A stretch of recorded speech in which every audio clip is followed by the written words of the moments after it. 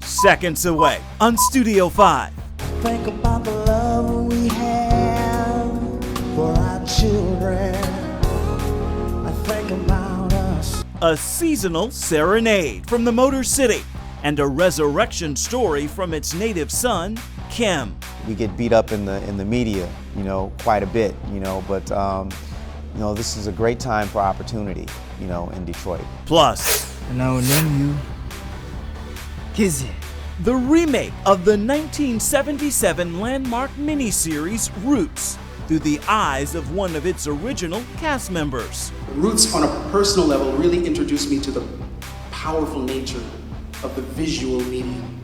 And then, From this moment, I'll dance for you. one of the most iconic R&B groups in history, Boyz II Men, is in Studio 5, and it starts now.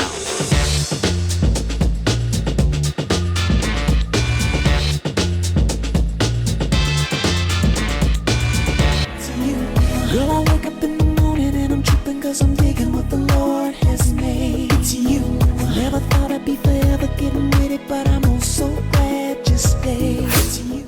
You're listening to It's You by the music man himself, Kim. His music and his amazing story will jumpstart this week's show.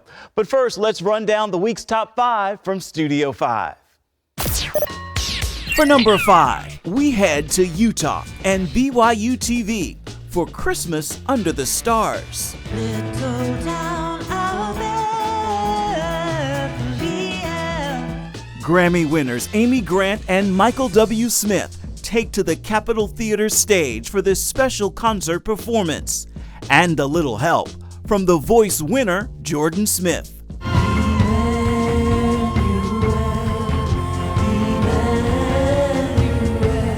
For number 4, we head to Fort Worth, Texas, and an emotional reunion video.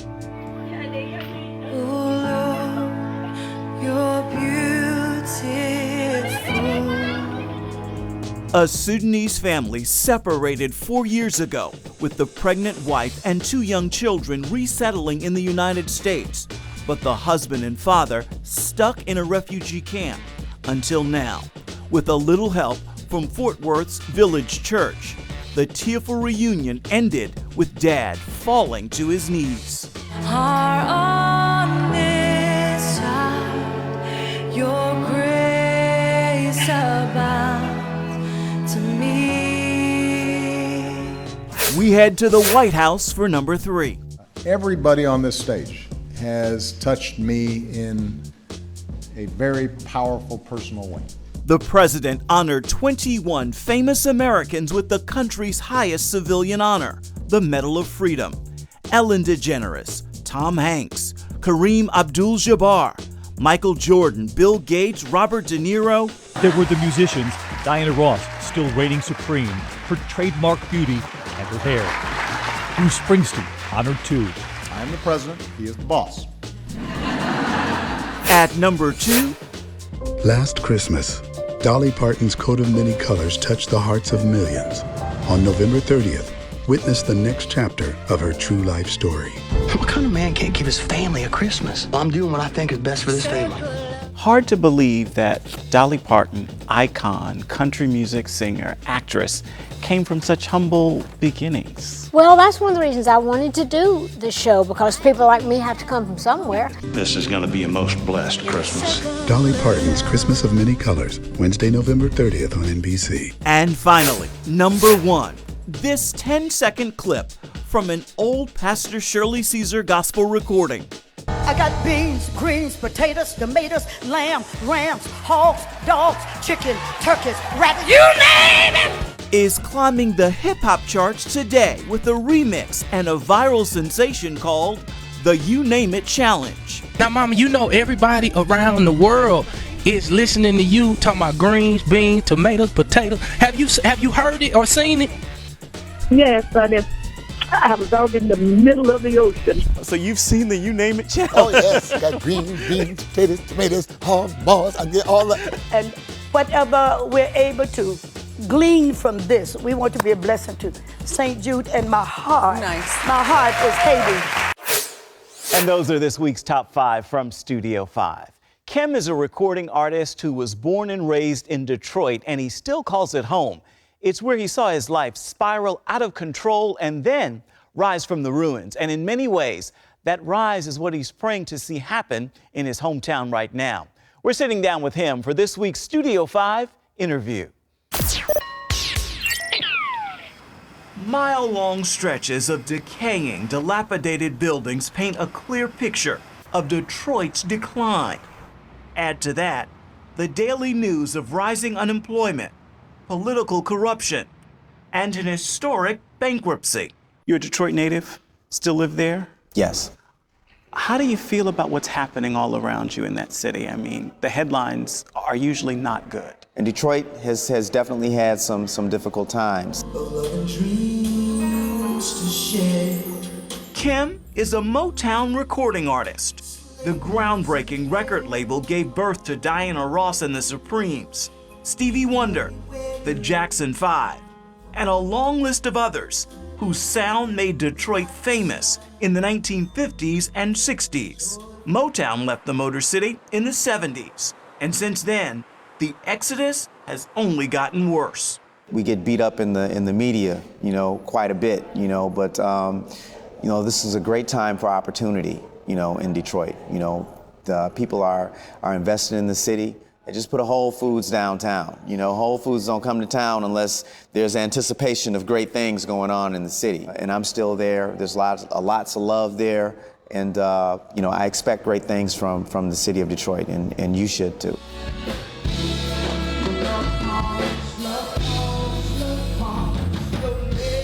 Kim financed his debut album with a credit card. He knows what it means to rise from the ruins. Growing up here in poverty, he became addicted to drugs after high school. I read that the last drink and the last time you took a drug was July 23rd, 1990. Yes, sir. So you've been sober more than 20 years. Right. Do you ever get tired of talking about that part of your life, being homeless and addicted to drugs? No, that's our testimony. I'm only as grounded as my testimony, Mm-hmm. I mean, that's what we're supposed to do. When God has done something great in your life, we're supposed to let our light shine and hopefully minister to somebody else who may be going through something. And also to remember where we came from. It's important. My career is really built on my testimony. There's a segment in all of the live performances where, I talk about His grace and mercy in my life. And it's the most important moment of the show. Everything that happens before and everything that happens after is secondary. People need to know that that they're not doing this by themselves, that they don't have to do this by themselves, and that God has a plan for their lives. Love songs are Kim's signature, and his latest is a tune that's simply called Jesus. Jesus, Jesus, He's my refuge. Jesus. I started writing that song probably a decade ago, and I didn't finish it.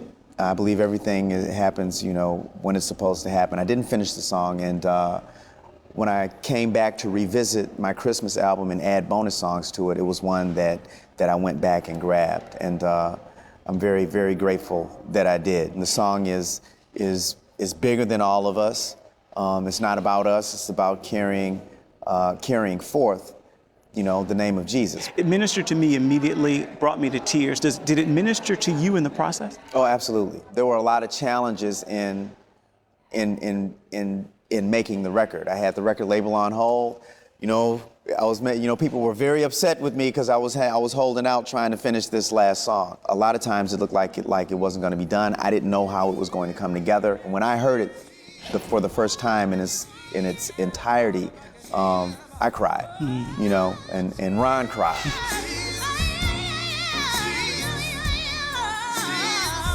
Kim calls the song timely for his city and his country, and he is happy. The message of Jesus comes from him. I think that it's important for secular artists who are believers to acknowledge that, not just when we're accepting the Grammy, Yeah. but look, this is real.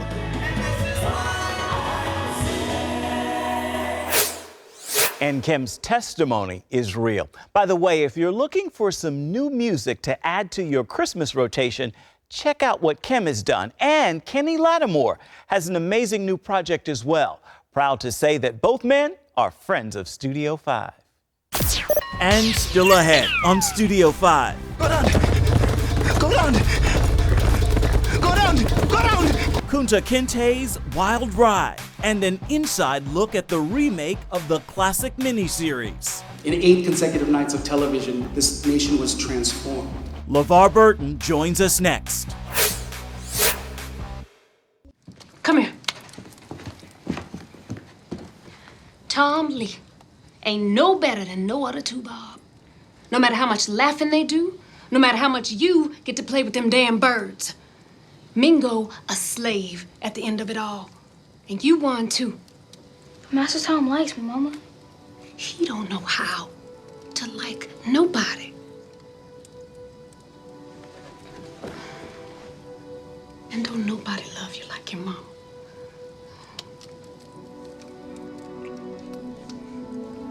Go home, eat, wash up, go to bed.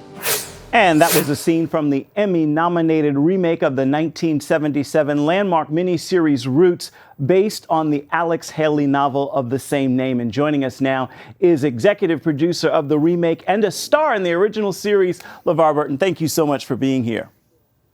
My pleasure, Ephraim. How you doing? Great, great. First off, many people would wonder, why do Roots again in light of how well it was received and how well you did?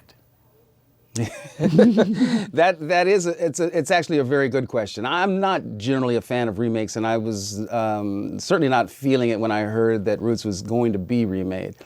But I got a call from Mark Wolper, our executive producer, the son of David Wolper, who produced the original, and Mark told me his story, and he convinced me in a second that this was actually a good idea. He shared with me that he had shown the original, all 12 hours, to his kids, and they watched it, but they weren't thrilled with the quality of it. They said it felt old and kind of dated. They couldn't relate to any of the actors that were in the original. They didn't know them or their work or their storied histories. And at the end, his oldest said to him, he said, "Dad, I understand why Roots is important, but it's kind of like your music. It doesn't speak to me." And the penny dropped in that moment. I got that if we were going to make this very important American story, have resonance for this new generation of Americans, then we needed to retell it and use actors and actresses that they could be familiar with. Forrest Whitaker and Anna Paquin, Jonathan Rhys-Meyers, Derek Luke. And we needed to speed up the storytelling language. The storytelling of the 70s was a slower pace because life was a slower pace then. And so we really decided that we were going to take advantage of every opportunity to really make this relatable to this new generation. And in terms of making it relatable, I think about the time that we're in right now. How timely do you think this story is in light of what this country's facing and the divides we're seeing? Couldn't be more timely, actually. And in fact, Roots actually gives us context for how we got to where we are today. Everything that happens that we're experiencing today in this country and this culture can be traced back to our slave-holding past. And the same issues, look, I was in Gettysburg over the weekend speaking at the 153rd anniversary of the Gettysburg Address. The America that Lincoln was faced with 153 years ago is very similar to the America that we are living in today. And we are faced with the same problems and challenges and opportunities that Lincoln was faced with. And here is yet another opportunity, y'all, to do better and to get it more right. Absolutely. We have you here now. Share what's happening with Roots and Hulu. Well, Hulu is stepped up and made it possible for folks to binge watch or at the very least watch it on your terms, on your family's schedule. So it's available in the digital realm on Hulu, streaming now, and it's such an important part of American history. It's important that you take advantage of the opportunity to watch with your family. Absolutely. Before I let you go, I would be remiss, and my children would be upset with me, if I did not ask you about Reading Rainbow. So I'm going to give you an opportunity to talk about that just landmark work you're doing there as well. Yeah, we've moved Reading Rainbow successfully into the digital realm. We are not on television anymore. So we're available on tablets, on iPads and Kindles and Android and phones. And we're on the web at readingrainbow.com. And our digital library is available in this very specialized version created specifically for teachers to use in their classrooms with emerging readers. It's called Reading Rainbow Skybrary. And go and find it, download it for your children, and ask your kid's teacher if they've got it for classroom use. It's a digital library of over 900 books, about 250 video field trips with LeVar, just like the original television series, all for today's emerging readers. Awesome. LeVar Burton, thank you so much for your time. I've interviewed a lot of people. You are certainly an icon and a legend. So glad to have the opportunity to talk to you. Thank you so much for having me. Up next on Studio 5.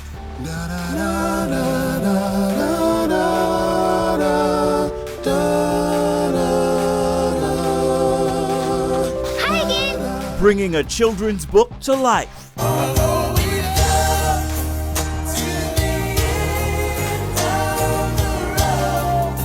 With the sound of Boyz II Men. And welcome back to Studio 5. They are one of the most iconic R&B groups in history. Boyz II Men provided a soundtrack to much of my life with hits like I'll Make Love to You, End of the Road, and Motown Philly's Back Again. Well, they are now bringing the popular children's book A Snowy Day to life with their music. Nathan Morris, Wanya Morris, and Sean Stockman are what's playing in my ear.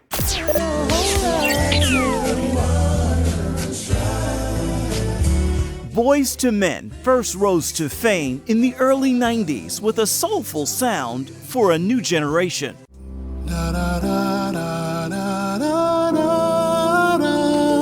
And the group's long journey continues with the animated movie Snowy Day. Were you familiar with this story before signing on to do music? Yes, I actually read this book in the 3rd grade. It was one of the only books in the library that had an African American on the cover. The Caldecott award-winning story is one of the first children's books to feature an African American protagonist. We got approached to do something original, and again, the fact that I knew a little bit about the book helped a bit, and we just wanted to try to create something that would become, I guess you say, a standard, or possibly. Hey, Nathan. The Ezra Jack Keats book has a young boy in a red jumpsuit walking through his neighborhood on a winter day. The animated version has the stars Angela Bassett, Lawrence Fishburne, and Regina King. We're in good company, man. They the actors who lent their voices to the actual the actual movie, you can see the professionalism in what they do, and they actually made the cartoon come to life, and could only hope that we were actually able to do the same thing with what we do professionally, which is sing. Do you know what today is? Uh-huh. It's the perfect day for singing. They hope their melody-driven tune is one viewers will be humming long after the film credits roll.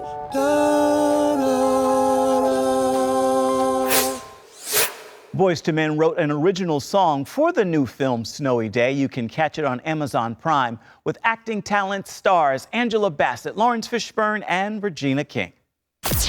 Still ahead, here on Studio 5. Every time I perform, people tell me, oh, you sound just like Richard Pryor. Your first look at next week's episode of Studio 5 from New York City.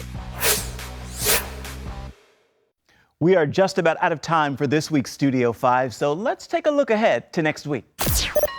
Right now, my #1 fear in living in New York City is standing on a subway platform and an unidentified liquid dripping on my lip. Stand-up comedian Alvin Irby spent years in the classroom. He's now giving Studio 5 a life-saving lesson. With barbershops, boys, and books, Part of what Barbershop Books is trying to challenge is kind of negative attitudes or perceptions about books and reading. Studio 5 is on the road in New York City for a show sure to warm your heart just in time for the holidays. And that's just one story from next week's rundown. As for today, author Karen Kingsbury is a New York Times best-selling author. Her latest book is called A Baxter Family Christmas. Kingsbury says she was born to write. How she found her purpose and the advice she has for others looking to do the same is today's final word. When I was 5, I literally took paper and stapled it together and wrote my first book. Now, it was called The Horse. It was not going to be a bestseller, but my mom saved it. She gave it to me for my college graduation. And she and my dad would say to me, Karen, someone has to be the next best-selling author. It might as well be you. And so they believed in my dreams, and I always knew I was going to be an author. I was going to write. Whether I'd be the only reader or not, you know, that was a question that we didn't know. Only God could have known that part. But I say that to my kids now. My husband and I believe in them, that whatever it is they feel called to do, if they're feeling passionate about it, then they pray about it. And then the Word of God says that, you know, my word is a lamp unto your feet. And in that way, if you're in God's Word, you're going to know what is that next step. He'll show you. I think God has gifted each person differently and individually. And my dad used to always say, you know, there won't be any autograph lines in heaven. So yeah, you're just doing the thing that God's called you to do. And that might be, you know, designing, and it might be mathematical for someone, it might be television, but it's something that God has gifted you to do, and to do well, to do for His purposes and His glory. I think that could look like being excellent at what you do. It could also look like carrying a message into the world that no one else could do. And that is the final word for this edition of Studio 5. Until next time, be sure to reach out and touch me at Ephraim Graham on Instagram, Facebook, Twitter, and Snapchat. And then come on back and see where Studio 5 takes you next week. Bye-bye.